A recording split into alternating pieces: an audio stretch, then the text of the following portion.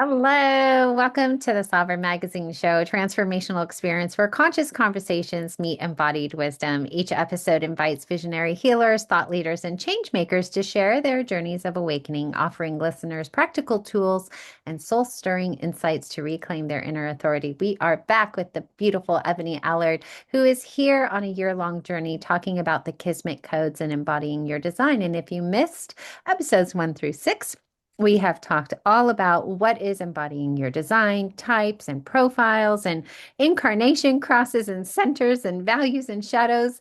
And today we're going to be talking about embodying your Kismet code and understanding your soul's contract. So, Ebonie, why don't you introduce yourself? Thank you. I am Ebonie Allard, aka Ebony Alchemy, and part of the alchemy is the continual evolution and alchemizing whatever life throws at me. And that means, or it doesn't mean, but I have been self employed my whole life, never had a proper job, never done the kind of corporate and then transitioned, have always been a kind of example of self-authority and like really honoring my soul contract and being like, no, I can't do that. And I love this work because once we understand that there is a map, there is a blueprint, there is a soul contract, it's like, at least for me and in my experience, it's like just able to relax into, oh, this is who I am and this is who I'm not, and that's okay.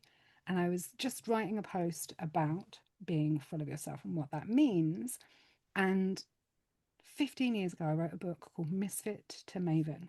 And the subtitle of that was Create a Life that is as unique and extraordinary as you are, that feels as good on the inside as it perhaps looks on the outside. And I felt like a misfit, and I was on a journey of becoming Maven.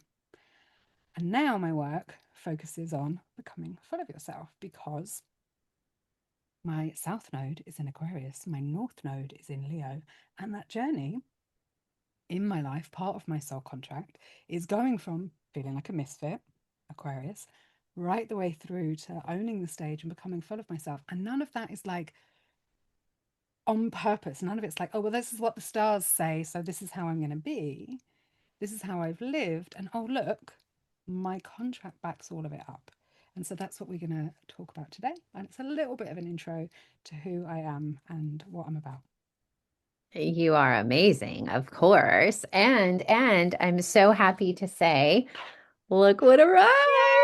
Yay! If you don't have her amazing book, so one of the things that Ebony has talked about on this show is Yeah. that there is so much to learn about yourself.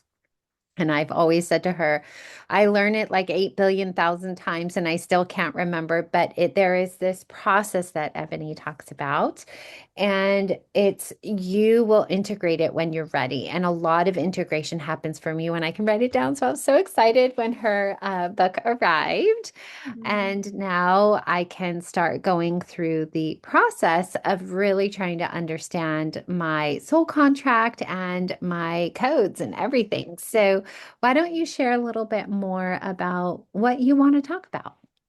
Well, so this book, which I have and you have, is the every I love it. I've never been good at a succinct title. It's the Everything Soul Contract Cheat Codes Guidebook Part One. And what I wanted to put in it is all of those pieces that we have talked about and that we will continue to talk about that make up what is your soul contract, or why do I synthesize, or what is human design and astrology and the gene keys and shadow work, like all of those different pieces. And it is a lot of information. And the information is irrelevant. It's interesting. And one of the things that I care really, really deeply about is integration and implementation over information. And I've always felt that way. And as a kind of old school coach, I've always been very much into we have an RAS. It's this little bit that a reticular activating system lives in the base of our spine. And it's that part that if someone talks about a red bus, you then see a red bus all day, or how you never see pregnant women anywhere, but then you're pregnant or your family member is, and suddenly everywhere. That is the RAS. It's you put something into it, and then it spots it everywhere, reinforces it.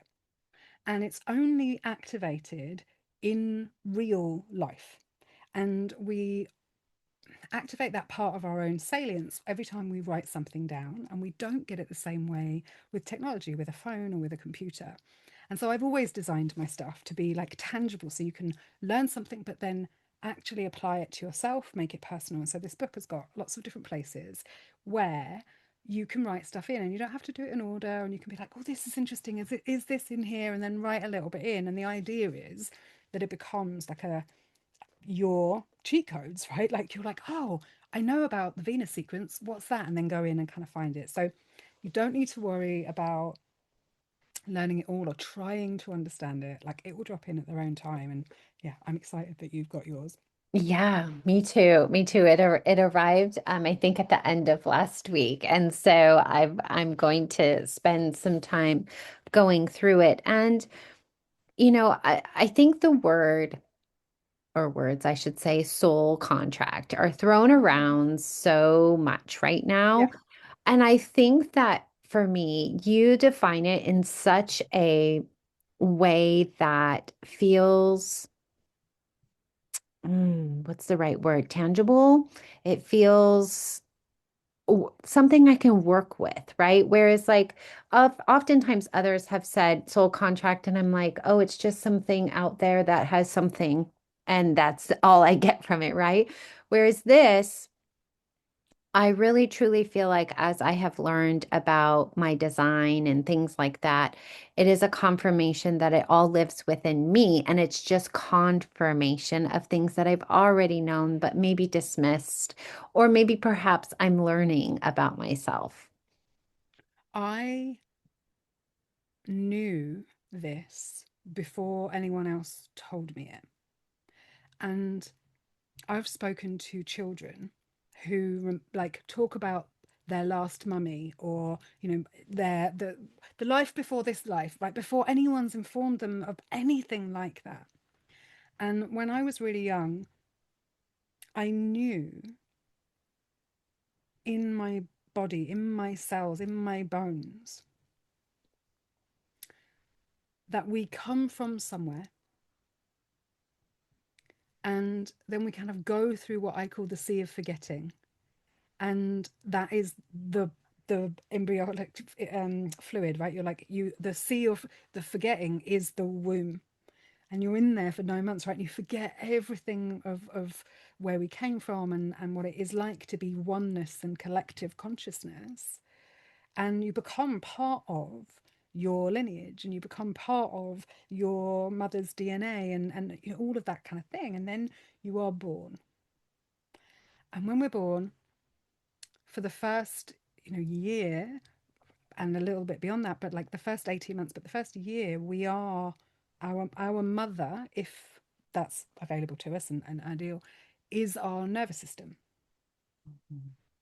And in numerology, we've got the oneness of things. The way I do numerology is like looking at the oneness of things, and then the two-ness of things, and then the three-ness of things. So up until one, we are still soul in human form, and kind of, looking at our, like focusing our eyes and looking at our hands and trying to eat our feet and being like, what is this? Right. And then we get to two, and that's what kind of one in numerology, and like in all of these places, it means pioneering, it means fresh start, it means individuation, it means like all of that stuff of the oneness of things. And when we get to two, the first thing that happens when we get to two is no.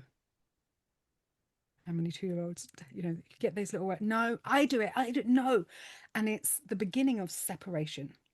It's the negative mind, it's the longing to belong, and it's like this idea of unity. And we can only have unity if we have separation. We can only have together if we're apart. And this thing that happens is duality. It's like, I want you to like be me, but let me do it. And that, we want to be the lover and the manager. And that's what the frequency of two is. When we get to three, it's we can create, we can add to. And 3-year-olds can lie before they're two, before they're three. They can't lie, and it's not lying; it's creating, it's adding to. What happens if I put this in, right? And we can go on and on and on and on, and all of these have correlations. And so it's all there. And essentially, our soul was part of collective consciousness, and it got the honor of being born into a lineage, into a body, and having a like earth school experience. And we designed the exact curriculum for the things that we wanted to experience. And when we have a physical body, we can have physical experiences, right? Sensation, feeling, and emotion. If we didn't have it, we wouldn't have emotion. And emotion is energy in motion, it's moving in waves through us to each other and through our body. And so our incarnation intentions are to have a physical and emotional experience and then express that for the greatest and highest good of all. Because when we express, we either do what you're doing, which is nodding and being like, oh my God, yes, yes, and affirming and belong and connect, or we're like, no. And then, right, like then we're triggered and then that creates a expansion. And so there's this beautiful thing, the relationship create through expression, whether that's art or conversations or drawing or dance or whatever it is, we express so that we can learn and expand together from each other. And then the other part of our soul contract or our incarnation intentions, and is that we also said that we would take some of the collective karma, some of the collective waste product, and mulch it. Now, in nature, after something is, if it's waste product, after it's lived, it dies, right? It mulches into the earth, and Gaia mulches it back into something else. It decays and then it's born again. We get fertilizer, in fact. And as human beings, we take each other's waste, energy, the shadow stuff, and we are able to mulch it by giving light, giving love, giving compassion, and embracing it. The lowest vibrative frequency is shame, and so often the kind of shadow is like, oh, I'm ashamed of that, or I'm ashamed of that. And so when we are able to embrace it and love it and put the light of our eyes and our heart into it, then we are doing our bit for collective consciousness and expansion. And we don't have, contrary to popular belief, we don't have all the karma in the world. And karma isn't like, well, you did this, now you're going to do that. It's like we've all got a bit. And the way I see our soul contracts, I can see, or we can see very clearly using the gene keys, which or what karma, which shadows we have agreed to work with. And so when I talk about the shadows, and I've said this before, I look at it as seeds, blooms, and fruit, which then seed and then go again. But if we start to look at it like that, then life is not a punishment. It's like, what are you going to do with your lot of energy? What are you going to do with this shadow shit? What are you going to fertilize? What are you going to create? What are you going to, if you don't have a divine sacral and you're not here to create, maybe you're here to cultivate. Now, I am a prolific creator. I've got one of the most creative channels, the 59.6. I'm not a weeder. I'm not an editor, right? Like I'm not, I don't know what to do with the thing. I'm like, I've got a glass of apples. Will someone make juice? And that's where we can all come together and it gets to be really, really interesting. It does. It does. And I love learning about design because you and I have had this conversation before about how much we complement each other. Mm. And also I've learned that we can sample other people's energy in order to make our not self, if you will, or our undefined areas more enhanced, right? And so as I have learned about that in throughout this series, I've realized when I'm sampling and when I'm in my truest essence, or when I'm having a wobble, and what can I use to help me get up back on track. And I think for me, when I look back at my very amateurish entrepreneur self, I knew I was meant to be an entrepreneur. There was no doubt in that, but it was the what and not necessarily the how. I wasn't ever worried about the how, but it was the what. And I just kept trying to do what I knew other people were doing and what was working, which was coaching, right? And I'm naturally one that loves to give advice and things like that. And I love to hear people's stories. And I was like, oh, that fits. But it really didn't until I learned my human design. And then, Mm. of course, owning a magazine fit all of it. But I didn't know that at the time until I built this empire.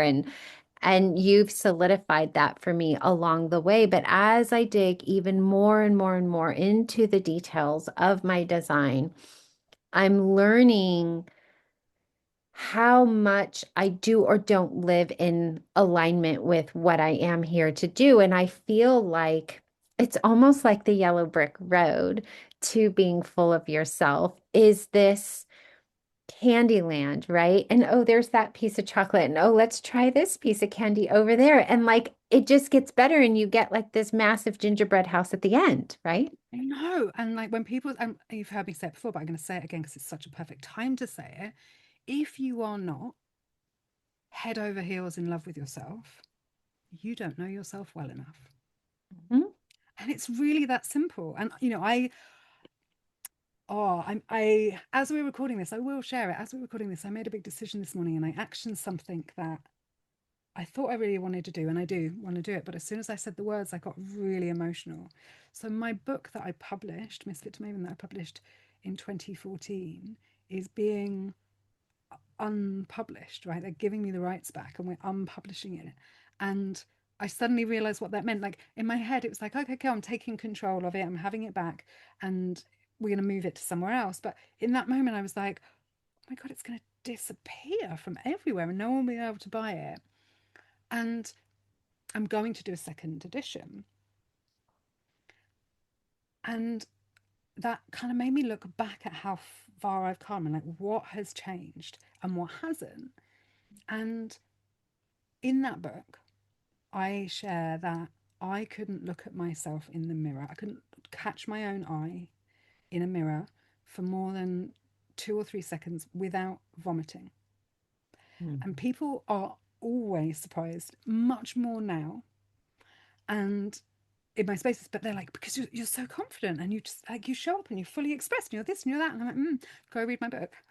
Now you'll have to wait. Or like get it while you can, and then I'm going to do the new one. But this is a journey. It's a journey of meeting yourself. And I'm being curious and like, why can I not hold my gaze? And for me, that the scapegoat was my body. It was always like, you're too fat. And that was like the everything. But I have Chiron in Taurus in the fifth house. So of course, right? That was always going to be the thing. And now it's my medicine. And as we're coming into Chiron being in Taurus again, it's my Chiron return soon. And it's like, oh, look at that journey. And so it's not about trying to hack your soul contract, trying to speed it up, trying to make it different, trying to get it right. And I think we live in such a kind of patriarchal society of, and this is not, it's really not about, capitalism. It's not about men. It's not about any of those things. It's like we live in an extractive and faster and more society that is shifting, changing, evolving. But I really like this idea of understanding that all the Kismet codes are, for me, and in my view and opinion, are correspondence. As above, so below, as within, as without. Not trying to change it, not trying to move it. And one of the things that has really changed for me, I used to believe, or like hoped, assumed, presumed, I don't really know, that like I could manifest anything in the world, that anyone could manifest anything in the world. And I fundamentally do not believe that anymore. I wonder if you're going to say what you believe. I think I know what you're going to say. What do you think I'm going to say? I think that you can manifest not what, not anything in the world, but what is destined for you, what you believe that you can manifest for yourself and what you truly desire. One who says, like, for example, I'll just give you a random one for myself. Uh, I want to be a billionaire. I don't, right? So I wouldn't be able to manifest being a billionaire because I really don't want that. Right. So for me, I just want to be able to live comfortably. Right. So there would be a monetary, let's say $5 million. Just give me 5 million. I'm good. Right. That's what I'd be able to manifest because that's what I believe. Those are my values. Those are my core values. That's what I would think you would say. Am I close or no? Yeah, yeah. So for me, it's like we have Kismet. Kismet is an old Hebrew, Arabic, Turkish, old, like original language word, which means your lot. And so when people talk about Kismet, they always say, oh, it means destiny, right? Like, oh, we're destined for it's Kismet. But your lot is like, I'm going to give you this lump of clay. What are you going to make with it? I'm going to give you this mum, this dad, this, you're going to be born in this country. You're going to be born at this time. You're going to be born, with blonde hair, with blue eyes, with a predisposition for carrying extra weight. You're going to be short, right? Like, this is my lot in life, right? And what I do with my lot, what I do with my lump of clay, that is up to me. And I can't do anything with my lump of clay, but there is a range of potential. And that range of potential is from like shadow, or not shadow, like the densest, heaviest vibration of like, I don't believe anything's possible for me. It's always going to be just the way it is. I'm going to do what was always done before, and I'm not going to question anything. And that will create your fate. Mhm. For me, if you do what is in front of you and you continue in a particular way, you will create your fate. If you follow your align, like work with your energy, understand your alignment, honor your soul contract, move in the way that your energy is designed to move, follow that kind of green light, green light, green light feeling. Allow yourself to be like, I am limited in, or like I'm arguing for my limitations rather than my possibilities, right? Then that's going to lead one way, and then you're like, but I want to like argue for my possibilities, and so I'm going to get some help, or I'm going to ask other people, or I'm going to put myself in a different environment. Then what you're doing is you're watering those seeds. You're giving them life, you're giving them air, you're breathing love into them, you're talking to them every day. And as you do that, that rises the frequency and the vibration, and really, honors the full potential of what is available for you. And then you're going to have a life full of blooms and fruit. And that I call your destiny. So Kismet is like your lot. It's the whole thing. When I talk about the Kismet codes, it's the whole thing of like, this is what you were predestined to experience in your astrology. We can see it in your gene keys. We can see it in, like, it's written. It just is. It's not good. It's not bad. Everyone always goes, is that a good one? It's just is. It's like, it's sky, it's earth, right? It just is. What you do with that, and whether you will live your fate or your destiny, depends on whether you are the authority in your life, or whether you are giving your power away and saying, just tell me what to do. I'll just be a little sheep, lemming soldier. And in which case, that is you living from your not self. And what it means to live from your true self is to be your own authority, to have self mastery and inner leadership. And that means going, but what else am I? And what else am I? And what else am I? And oh, look, because it's not static, everything changes. And so your soul contract isn't sometimes when I say it, people are like, what's, is there someone I'm supposed to meet? Is there somewhere I'm supposed to go? Like, it's like this fancy, like you said, outside of you thing, ethereal, wishy-washy. And and you know this, but like, to me, spirituality is not up there, out there. It's inside the cosmos of our wombs, inside the cells. It's really very fleshy. In our DNA, for sure, for sure. Yeah, no, I feel that on so many levels. And I love that you said the fate versus destiny because there's choice in there, right? I was just saying the other day, had somebody said to me 6 years ago that I would be here, I would have laughed in their face because I was still managing a NICU. And to go from there to here, I would have been like, that's impossible, Yeah. right? And so it's just a perfect example of when you make that decision, when you tap into your kismet, your lot, you can change it from a fate to a destiny just by making those micro shifts and changes. And it didn't all happen at once for me. It was just one decision after another after another. And I think that one of the things that I appreciate the most is here, if somebody were to say you're full of yourself, it would be such a negative connotation. It is like one of the worst compliments, if you will, if you want to even say it like that. But it's changing that narrative around, well, of course I'm full of myself and it's not conceited and you should be full of yourself. It's that permission. Yeah, I mean, I don't know whether I've shared the story of where that kind of came from, but many, many years ago. And I know that there are still so many kind of entrepreneurs, young entrepreneurs who both want to be visible, whatever that means, right? Want more eyes on them and their product and the thing that they're doing. And at the same time, they're terrified because what if I get trolled and what if people don't like me? And that is such a tightrope that so many of us walk. And it's part of entrepreneurship, right? Entrepreneurship is the greatest personal development you'll ever go on. I was at a place and a time in my life where I wanted to run Facebook ads and I was scared. And we ran two different ad sets to two different group of people. And I did a what people are now calling a yapping video, but either way, I was chatting.